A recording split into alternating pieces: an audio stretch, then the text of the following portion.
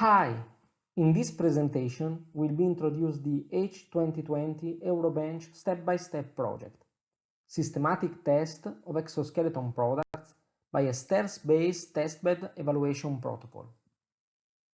More in details, this project is devoted to design a stair-based testbed for the evaluation and benchmarking of lower limbs exoskeletons, proposing both the mechanical design of the testbed and the definition of metrics aiming to assess the human-robot collaboration performance. The mechanical design of the testbed has two main objectives: modularity and reconfigurability. On one hand, the design will integrate sensors aiming to acquire data to be used for the evaluation and benchmarking of exoskeletons. Such sensors include load cells in the handrails to measure the interaction force of the human with the testbed, and force platforms in the stair steps to measure the walking pressure during the test execution.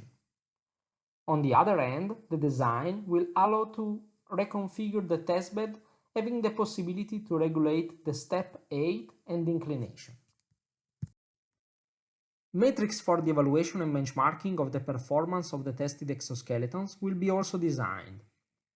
In particular, EMG signal-based metrics will be designed to evaluate the muscular activity during the collaboration with the exoskeleton.